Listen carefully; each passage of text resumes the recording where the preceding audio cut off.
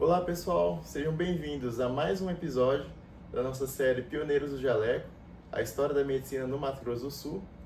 Hoje trouxemos para conversar conosco o Dr. Gilberti Antônio de Souza, médico psiquiatra. E Dr. Gilberti, é um prazer enorme estar falando com o senhor, que tem uma história brilhante, inclusive dentro da UFMS, todos os profissionais ali da área falam muito do Dr. Gilberti, então eu mesmo tinha uma curiosidade muito grande de conversar com o senhor. Muito obrigado. Eu que agradeço, porque se tem uma coisa que professor habitualmente é vaidoso. E ser entrevistado por representante de novas gerações, para mim é uma satisfação. Muito obrigado, doutor. E para a gente começar, é sempre bom saber um pouquinho mais da história do senhor. Como que o senhor começou a pensar na medicina? Como que foi o processo para entrar também na faculdade? Eu comecei a pensar na medicina já no ensino médio. Naquele tempo eu fiz um curso técnico e em vez de fazer o científico eu fiz química industrial, né? E já pensava em fazer medicina. Mas aí eu fiz vestibular, entrei numa faculdade particular, mas eu não tinha condições. Então eu tive que encerrar meus sonhos. Aí cheguei a vir para Mato Grosso, antigo Mato Grosso, vim para fazer o serviço militar, onde eu fiquei alguns anos, até que eu voltei e fiz novamente o vestibular em 1973. Então eu sou da sexta turma de medicina da UFMS, em que eu tenho muito orgulho de ter sido aluno e maior orgulho ainda depois de ser professor. O vestibular naquele tempo era um pouco diferente do que era hoje. E eu não tinha certeza de entrar, porque eu havia ficado mais de 5 anos sem estudar.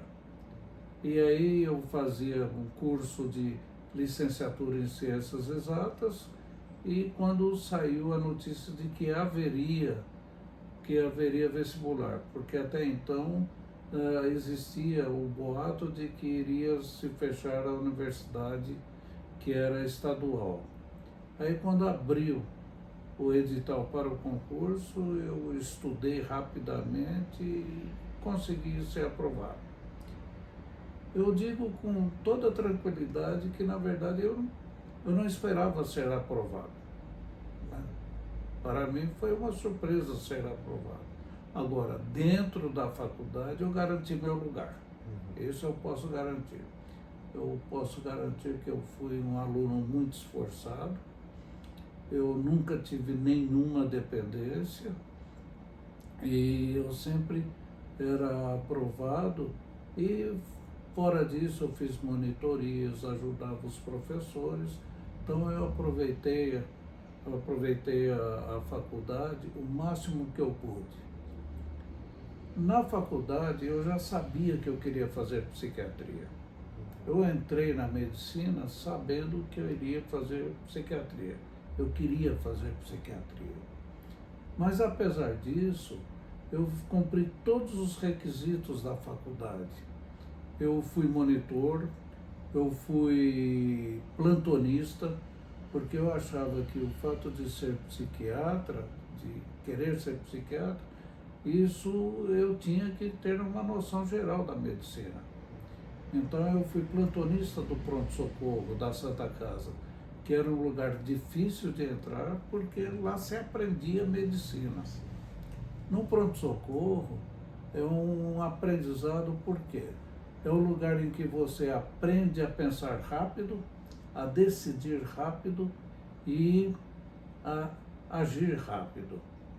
E eu tive bons professores no pronto-socorro, mas a melhor professora que eu tive foi a doutora Yasuko Ureda Urisco, grande cirurgiã, foi uma das primeiras cirurgiãs na Universidade de São Paulo, e quando veio para cá, foi uma das primeiras cirurgiãs mulher, e ela era sensacional.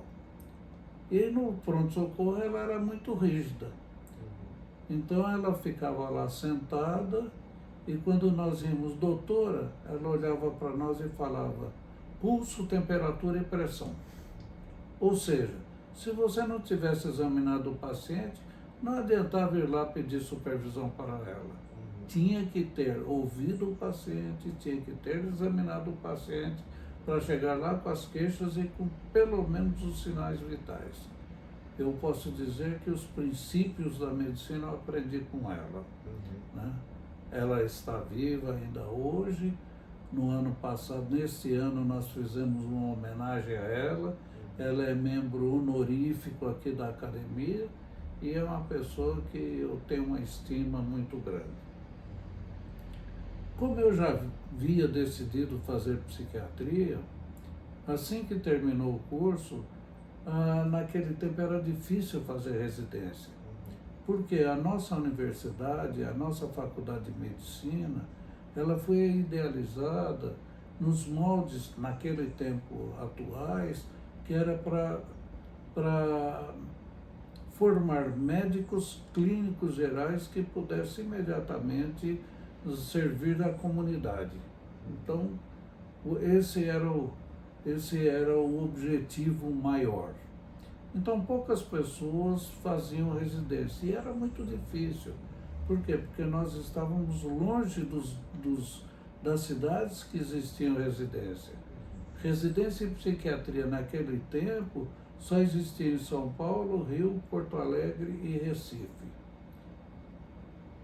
Eu queria fazer a residência porque eu já tinha entrado tarde na faculdade, então eu queria fazer o serviço completo.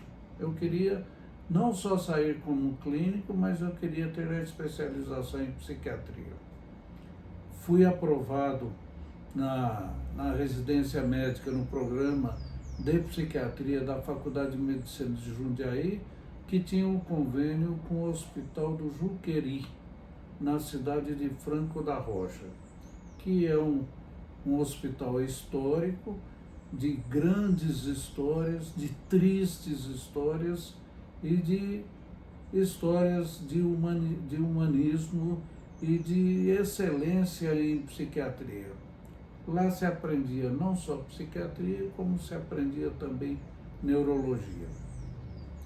Durante o período que eu fiz residência lá, eu também fui agraciado, eu fiz diversos concursos públicos, fui aprovado em todos eles e trabalhei no manicômio judiciário de Franco da Rocha, que foi o maior hospital psiquiátrico voltado para a Secretaria de Justiça. Fui plantonista lá durante bastante tempo e o que me deu subsídios, que me deu base, e que hoje eu sendo também psiquiatra forense, eu aprendi lá. Foi onde eu aprendi muitas e muitas coisas. Eu fiz a faculdade aqui. Eu adorava a faculdade. Fui da 6ª turma e quando eu fui fazer residência, eu não fui fazer residência no intuito de ficar lá. Recebi muitos convites. Eu fui professor na Faculdade de Medicina de Jundiaí e o pessoal queria que eu ficasse lá, mas eu queria voltar. Eu gostava de Campo Grande e gosto ainda de Campo Grande. E aí voltei para cá em 1981. Naquele tempo existiam poucos psiquiatras. Existia o Dr. Luiz Salvador de Miranda Sá Júnior, falecido, doutora Marila Teodorovics, falecida, e que ambos foram professores, foram fundadores da Faculdade de Medicina e foram professores na Faculdade de Medicina. Mas existiam poucos. Eu posso dizer que naquela ocasião nós éramos em meia dúzia. Hoje, 2025, nós somos em 140 psiquiatras. E eu sou o psiquiatra mais antigo em atividade, de onde se conclui que eu estou velho. Velho e antigo. Peça de museu. Eu sou do tempo em que as pessoas não procuravam psiquiatras. Porque as pessoas tinham vergonha de procurar o psiquiatra. Porque existia, como ainda existe, só que agora com muito menor intensidade, a representação social de que quem vai no psiquiatra é doido, é louco. Esquecendo uma coisa, que gente não fica doido, gente não fica louco, gente fica doente. Quem fica doido, quem fica louco é cachorro, né? Gente fica doente. Mas só que as pessoas tinham, e algumas pessoas têm verdade. Haja vista que eu estou dando um sorriso, porque só recentemente que eu tenho placa de psiquiatra. Os meus consultórios anteriormente não tinham placa, porque as pessoas tinham vergonha de ir ao consultório do psiquiatra. E grande parte das pessoas procuravam ir à noite, para que não pudesse ser reconhecido quando chegasse lá. Não esquecer que quando eu mudei para cá em 1969, Campo Grande tinha 90 mil habitantes, todo mundo se conhecia. Hoje nós somos em 900 mil, então mudou completamente a fisionomia. E todo mundo se conhecia, inclusive os médicos. Os médicos eram muito mais unidos porque todos se conheciam, todos sabiam o que o outro fazia. Eu gostaria de fazer uma ressalva em relação ao curso de medicina, até porque hoje nós não vemos muito mais isso. Existem os professores antigos de medicina, aqui até pelo fato de ser uma cidade pequena, nós tínhamos algumas características. Primeiro, todo mundo se conhecia. E nós sabíamos exatamente qual era o professor que fazia o que falava. Então era uma cidade em que nós sabíamos da teoria e da prática de cada pessoa. E nós tivemos muita sorte. Por quê? Porque Campo Grande sempre foi conhecido como tendo uma medicina, na média, boa e humana. Sempre, sempre, né? Nós podemos não ter ilhas de excelência, nós podemos não ter ilhas de tecnologia, mas a caracterização de Campo Grande era que a medicina era de boa qualidade e humana. E isso foi transmitido para os alunos. E os alunos, quando terminavam a faculdade, saíam prontos. Hoje dificilmente acontece isso. Saíam prontos para a vida. Alguns que queriam ser especialistas, como eu, saíam daqui para ir fazer a residência fora. Hoje nós temos os programas de residência de quase todas as especialidades. E temos bons programas de residência médica. E eu tenho orgulho em ser um dos pioneiros de abrir residência médica em psiquiatria aqui. A primeira delas no Centro-Oeste foi na Santa Casa de Campo Grande, que foi aberta, que foi idealizado pelo professor doutor Luiz Salvador de Miranda Sá Júnior, em que eu fui colaborador. Assim, e que deu excelentes psiquiatras. E nós procurávamos fazer, porque o mundo estava mudando, nós procurávamos fazer com que as pessoas que estavam trabalhando em psiquiatria também tivessem atualizações.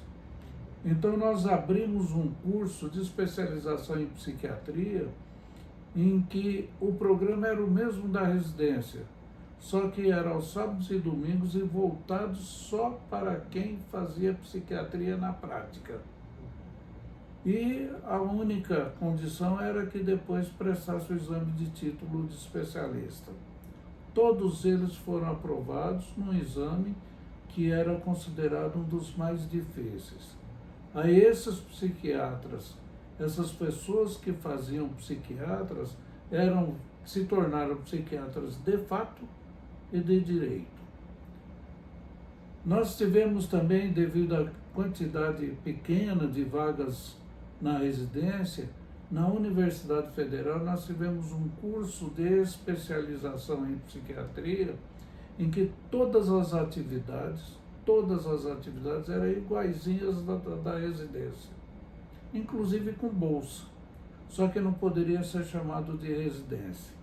Esse também foi idealizado pelo Dr. Salvador, e que quando da sua aposentadoria nós continuamos até que nós tivemos que fechar esse curso porque não tinha mais uma sustentação jurídica. Foi quando nós conseguimos abrir o programa de residência médica em psiquiatria na universidade. Começamos com um estudante, aí o Dr. Hélio Mandetta, que era o coordenador da COREM, da Comissão Regional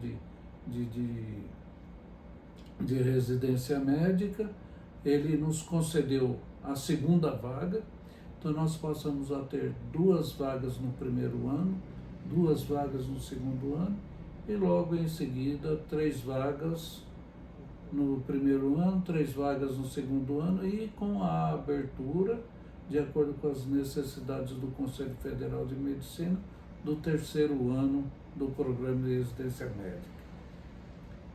Eu posso dizer com orgulho que o programa de residência médica em psiquiatria da Universidade Federal é uma das mais conceituadas do Brasil. Haja vista que a Associação Brasileira de Psiquiatria, há bastante anos, termina encaminhando os candidatos a serem psiquiatras a fazerem o exame prático aqui em Campo Grande.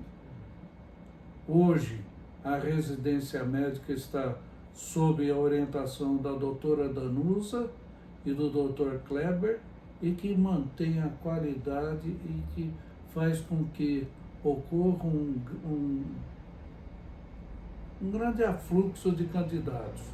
No último ano, houve 38 candidatos para cada vaga em psiquiatria. E aí, eu volto a dizer que eu sou muito antigo, porque lá atrás, ninguém queria fazer psiquiatria. Porque achava que a psiquiatria tinha poucos exames, como continua tendo poucos exames laboratoriais. Quando nós pedimos exames laboratoriais, ou é para verificar alguma comorbidade ou para afastar alguma comorbidade. Nós não temos exames específicos em psiquiatria, de onde eu digo, alguns colegas me criticam por conta disso, que a psiquiatria continua sendo a verdadeira medicina, e a verdadeira medicina hipocrática, em que é necessário ouvir, observar, ouvir, palpar, auscultar e percutir e concluir. Então, eu continuo dizendo que hoje a psiquiatria é uma especialidade clínica, em que não basta saber apenas psiquiatria. Tem que ter bons conhecimentos de clínica, bons conhecimentos de neurologia, de endocrinologia, de neurologia e de endocrinologia. Há necessidade disso. Até porque alguns dos nossos diagnósticos são feitos por exclusão. E aí há necessidade de se explicar. Se você me perguntar se eu estou satisfeito com a psiquiatria, eu estou satisfeito com a psiquiatria. E eu sou feliz na profissão. Por quê? Porque no Brasil é um país com tantas dificuldades que as pessoas terminam trabalhando no que conseguem. Eu trabalho no que eu gosto. E eu faço com prazer, com satisfação. Me aposentei da universidade como professor associado, mas continuo trabalhando. Eu atendo o consultório e me dedico à vida associativa. Eu faço parte do Conselho Regional de Medicina, de onde eu já fui presidente. Eu faço parte da Academia de Medicina de Mato Grosso do Sul, onde já fui presidente. Já fui presidente da Associação Sul-Mato-Grossense de Psiquiatria em 2 gestões. Já pertenci à executiva da Associação Brasileira de Psiquiatria e, no momento, eu estou assumindo o cargo de diretor do Museu da História de Medicina de Mato Grosso. Ou seja, não tenho pretensão nenhuma política partidária, mas política associativa eu sempre gostei e, enquanto eu puder, eu militarei nesse sentido. A psiquiatria me deu a oportunidade de conhecer melhor as pessoas, inclusive eu. Me deu a oportunidade de conhecer os diferentes serviços de psiquiatria no Brasil. Me deu a oportunidade de aprender com os grandes mestres de psiquiatria no Brasil. Eu posso dizer que, com raras exceções, eu fui contemporâneo da maior parte dos grandes psiquiatras do Brasil e que sempre deixaram algum tipo de legado. Perfeito. E doutor, dentro da própria profissão, o senhor falou que dentro da população era muito difícil buscar um psiquiatra pelo próprio julgamento externo, pelo preconceito que a pessoa tinha embutido. E quando o senhor se apresenta como psiquiatra na época, diante dos médicos, qual que era a reação, o que eles pensavam da categoria? Era ainda muito subjugada também? Sim, porque lá atrás, muito lá atrás, as pessoas falavam assim, eu ouvi isso quando eu era estudante. Psiquiatria não precisa saber nada, porque não tem nenhum exame, não é médico. Então, quem não quer ser médico vai ser psiquiatra. Quem não tem tendência à cirurgia, por quê? Porque a representação social da medicina é o quê? É cirurgia, é obstetrícia, é pediatria e é clínica, né? E hoje isso é completamente diferente. Hoje eu posso dizer que eu fui médico de uma grande quantidade de médicos e que terminavam tendo dificuldade de se aceitar como doente psiquiátrico, né? Hoje mudou um pouco, mas o estigma continua. E o estigma é uma coisa que, se você lutar contra o estigma, e você só luta através de ações, ocorre a necessidade de mudança de atitude. E para ocorrer mudança de atitude são necessárias gerações. Hoje no meu consultório tem placa. Hoje, até com algum orgulho, as pessoas falam, eu trato na psiquiatria. Eu não diria nem orgulho, mas pelo menos sem grandes restrições. Hoje nós somos reconhecidos dentro da medicina. É interessante porque na década de 60 a Ródia lançou um folheto, e um folheto daquelas educações médicas continuadas, e que tinha um título instigante. Psiquiatra, médico de verdade ou psicólogo? Médico de verdade ou psicólogo? Hoje as pessoas não confundem mais a psicologia com a medicina. São completamente diferentes. Mas hoje continua tendo estigma, só que é de muito menor intensidade. Perfeito, doutor. Doutor, como a gente citou, para um médico generalista, ele poder fazer um melhor diagnóstico dessas causas psicogênicas, que, como o senhor disse, também é muito causa de exclusão. Então você descarta, por exemplo, uma dor torácica, você vai descartando, e quando chega na causa psicogênica, geralmente é a última. E como faz para um generalista poder saber, quando se trata, existe alguma regra, existe algum detalhe que você tem que pegar na história para poder saber isso? O feeling, né? É a empatia. É você primeiro ter condições de ouvir o paciente. Segundo, lá quando nós aprendemos a fazer o diagnóstico, como é que nós fazemos o diagnóstico? Primeiro, nós fazemos o levantamento dos sintomas. O que é um sintoma? É uma alteração funcional. E aí nós fazemos o levantamento dos sintomas. Juntamos esses sintomas para verificar se tem alguma alteração no órgão ou no sistema. E em função disso nós vamos pedir exames laboratoriais para confirmar ou para afastar. Exame complementar não dá diagnóstico, o que dá diagnóstico é o raciocínio clínico, né? E aí, para as doenças mentais, você precisa afastar as grandes doenças orgânicas. E isso é a empatia, é o saber ouvir, é ter o raciocínio clínico, é ter a paciência, porque muito frequentemente é a paciência. E quando, aí vamos ao lado contrário, muitas vezes a pessoa coloca como doença mental o que não é. O que não é. Então é muito comum as pessoas, ou era mais comum, hoje já não é mais, a pessoa estar com um quadro de confusão mental, né? E aí as pessoas não examinarem, não pedirem exame, e falar, isso aí é depressão, isso aí é ansiedade, vai lá. Aí você vai, você vê a história, aí você verifica que a pessoa está sem urinar há praticamente 2 dias, que começou a ficar fora de si, e aí você verifica a pressão está alterada, e aí você pede exame de ureia, de creatinina, ou seja, a pessoa está com uma psicose urêmica, está com uma insuficiência renal. Quem que deve fazer o diagnóstico? Quem deveria fazer o diagnóstico? Deveria ser o clínico. Deveria ser o clínico.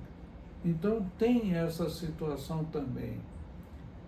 A medicina ela é muito cruel com os pacientes. Eu digo isso num determinado sentido. Por exemplo, há uns 30, 40 anos atrás, se você perguntar para os cardiologistas mais antigos, existia um quadro clínico chamado neurose cardíaca, em que a pessoa chegava no pronto-socorro, chegava na emergência, chegava no cardiologista, né, com o coração disparado, as mãos frias, úmidas, a boca formigando e uma sensação de morte, e a pessoa tinha certeza que estava tendo um infarto do miocárdio. E aí o médico botava o paciente na maca, conversava, aí auscultava, aferia a pressão e verificava que alguns já faziam eletrocardiograma e verificava que não tinha nenhum substrato orgânico, não tinha nenhum substrato cardíaco. Então era chamado de neurose cardíaca. E na psiquiatria ainda é chamado de pânico, estado de pânico. Muito bom. Aí os americanos, na década de 60, aí quando se começou a estudar neuroanatomia, neurociências, aí verificou que nós temos, entre os núcleos cerebrais, nós temos o núcleo cerúleo, e que ele fabrica noradrenalina. E que por motivo qualquer, esse núcleo trabalha muito mais, joga noradrenalina no sangue, que dá o pânico, dá a ansiedade. Então hoje, todo mundo tem a obrigação de saber que pânico não é um quadro psicológico, é um quadro orgânico. Mas levou-se décadas para ver isso. O próprio Freud, ele considerava isso que era um tipo de emoção reprimida. E hoje ninguém mais tem o direito de saber que pânico ele é uma doença psiquiátrica ou neuropsiquiátrica por conta de uma disfunção do núcleo cerúleo. Um outro exemplo disso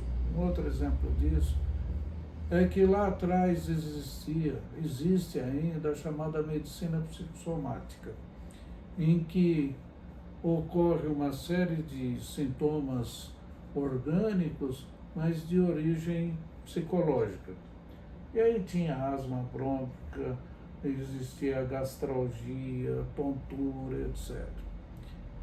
E as gastrites nervosas, como eram chamadas, aí durante um monte de tempo aí terminavam sendo tratadas como se fosse uma doença psicológica, um mal-estar psicológico, porque a pessoa ficava mais ansiosa, produzia mais ácido clorídrico, etc.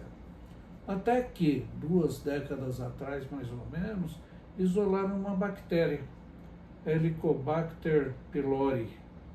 E hoje, então, a grande quantidade de quadros de gastrite ou de úlceras é de uma origem infecciosa. Deixou de ser um quadro psicológico puramente. A mesma coisa hoje ainda tem a famosa histeria.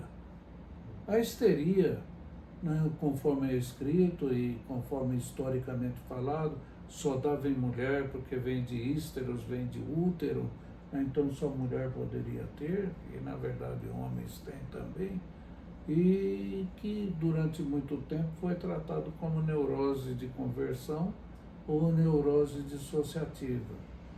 E hoje nós temos indicativos de que na verdade é um quadro de um substrato orgânico. Mas até então, as pessoas que apresentam esses quadros, principalmente os clínicos ou em pronto-socorro, os pacientes são mal tratados e maltratados, justamente por conta disso. Ou seja, o psiquiatra antigo, ele sabe que tudo tem uma origem orgânica até prova em contrário. O grande problema é que nem sempre nós conseguimos encontrar ou temos tecnologia suficiente para determinar isso. Assim, em relação às outras coisas, asma brônquica, por exemplo, cefaleia, por exemplo. Então, em determinadas situações, a medicina termina sendo cruel com os pacientes. E os médicos terminam sendo cruéis até pela ignorância. Não ignorância de brutalidade, mas ignorância pelo desconhecimento. Que nós não conhecemos tudo do corpo humano. Tem um monte de coisas que nós não conhecemos ainda. Com certeza. E, doutor, vem até uma curiosidade. Quando a gente passa dentro da psiquiatria, a gente vê que existem alguns métodos diagnósticos, como o CID-10, o DSM-5. O senhor tem alguma preferência por um deles? Acha que um seja melhor que o outro na hora de estudar as doenças? Eu estou dando risada porque essa é uma briga nossa dos antigos com os novos. O que é classificação de diagnóstico? Classificar é organizar.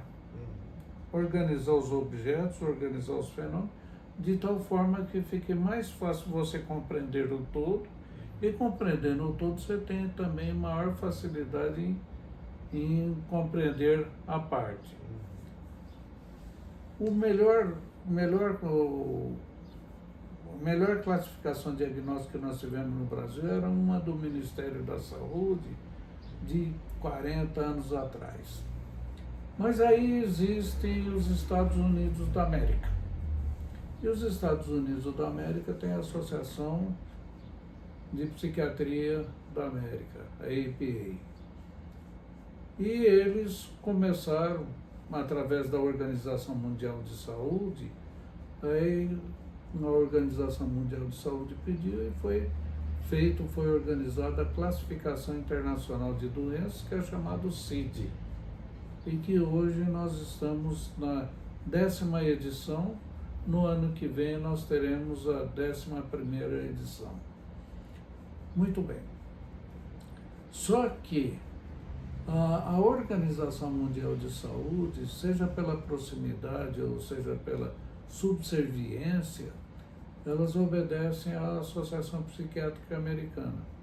E a Associação Psiquiátrica Americana tem uma classificação própria, chamado DSM, Manual de Diagnóstico, porque ele é voltado para a pesquisa, né? E que nós estamos no DSM-5. E que quando aparece o DSM, quando ele é atualizado, aí a Organização Mundial de Saúde pega aquilo e reorganiza e bota a CID. Então, na verdade, a CID, nas últimas edições, desde a CID 8, ela está vindo a reboque do DSM que estava o 3, o 4, agora o 5. Só que o pessoal esquece de uma coisa. A psiquiatria americana tem características diferentes. A epidemiologia é diferente. A epifarmacogenética é diferente. Então, nem tudo que é bom para os Estados Unidos é bom para o Brasil. Já diziam os políticos antigamente, né? E aí, durante muito tempo, quando eu era da Associação Brasileira de Psiquiatria, eu brigava que para as pessoas fazerem o exame de título de especialista, não tinha que estudar o manual americano, tinha que estudar o manual brasileiro. Porque nós tínhamos bons manuais no Brasil em que a epidemiologia é diferente, as características são diferentes, etc. Mas acontece que quem manda hoje na Organização Mundial de Saúde é a Associação Psiquiátrica Americana. E a Associação Psiquiátrica Americana tem uma coisa, ela vai muito de acordo com as empresas de seguro. As empresas de seguro. Então a classificação, as características, as orientações são no sentido de que leva mais tempo, leva menos tempo. Gasta mais ou gasta menos. Por quê? Porque são as empresas de seguro que pagam. E aí aconteceu uma coisa diferente. O que é uma doença? Uma doença é uma alteração funcional, é uma alteração de equilíbrio, é dor, sofrimento, independente da causa, que pode levar à limitação, seja total, parcial, permanente ou provisória. E aí, a doença, ela tem características, ela tem um quadro clínico conhecido, tem uma evolução esperada e tem um prognóstico de acordo com a terapêutica instituída. O CID-8 foi um bom CID porque tratava de doenças, classificava doenças. O CID-9 já não classificava mais doenças, classificava no máximo síndromes. E uma doença ela pode ter mais de uma síndrome. E uma síndrome pode pertencer a várias doenças diferentes. E aí foi a CID-9. Aí depois veio a CID-10. A CID-10, ela não só não classificava doença, mas classificava síndromes e classificava sintomas. Então você vai no CID-10, por exemplo, tem lá diagnóstico de sintoma. Ora, na psiquiatria não tem sintoma patognomônico. Um sintoma, uma andorinha não faz verão. Um sintoma não dá uma doença. Esse foi o CID-10. Então tem lá tricotilomania, que é ficar puxando o cabelo, enurese noturna, urinar na cama mesmo em adulto, que são sintomas que fazem parte de síndromes, que síndromes fazem parte de doenças. E a CID-11 que vai entrar agora, aliás, o Dr. Kleber está dando uma aula de CID-11 agora lá na Federal. Ele está dando uma aula de CID-11. Pior ainda. Por quê? Porque deixou de chamar doenças de doenças, deixou de chamar alterações de personalidade de alterações de personalidade, então traços de personalidade filiáveis, etc. Ou seja, eu prevejo para os profissionais antigos, não uma confusão, mas uma revolta grande. Para os profissionais novos, hoje o profissional novo ele tem dificuldade de pegar um manual de psiquiatria e estudar pelo manual de psiquiatria. Ele estuda por checklist, o que é um retrocesso técnico, é um retrocesso epistemológico, né, e que só serve a quem? Só serve à indústria farmacêutica e serve às empresas de seguro. Por que serve à indústria farmacêutica? Porque hoje você verifica medicações que são voltadas para os sintomas e não para as doenças. Se você me perguntar qual que eu preferiria Cid 8. Para mim é a melhor das últimas décadas. E eu sou velho, sou ranzinza e tenho o direito de ser ranzinza. Quando eu vou falar, eu falo em Cid, eu não falo em DSM, porque eu estou no Brasil e nós seguimos a Organização Mundial de Saúde, que é a Classificação Internacional de Doenças. DSM é para o americano. Perfeito, doutor. Doutor, já caminhando para o encerramento, o senhor gostaria de deixar ali algum conselho, alguma dica para os estudantes que estão ali se formando, ou para aqueles também que se formam pensando na psiquiatria? Olha só, para ser médico, é necessário gostar de gente. Se a pessoa não gostar de gente, vai fazer outro curso. Porque tem que gostar de gente. E além de gostar de gente, o bom médico, ele tem outras características, ele tem que ter empatia. Ele tem que se saber colocar no lugar do outro. Fazer diagnóstico também é compreender o que o outro está sentindo. Ah, mas o paciente está com uma úlcera gástrica. É eu me colocar nele, o que eu estaria sentindo, o que estaria acontecendo comigo, se está ocorrendo lesões na mucosa gástrica, se as microvelocidades estão terminando, se a mucosa do estômago está careca ou não. Então tem que ter a capacidade de se colocar, de compreender o que está acontecendo no outro. Eu tive um amigo que já foi embora e ele era um exemplo de clínico. Uma vez eu chamei para ver um paciente que estava com um quadro gástrico e que a pessoa não sabia, não tinha nada. E aí ele foi, fez a avaliação, Gilbertinho, eu não sei o que ele tem não, mas pode ser isso. E aí eu ia à noite passar visita, eu encontro ele sentado, olhando o paciente. E eu pergunto, velho, o que você está fazendo aí? Ele falou assim, eu estou tentando imaginar a fisiologia que está acontecendo isso. Porque é preciso eu compreender para eu poder fazer diagnóstico. Quem é que faz isso? Tem que gostar de gente. E tem que ter a empatia de se colocar no lugar do outro. E saber ouvir.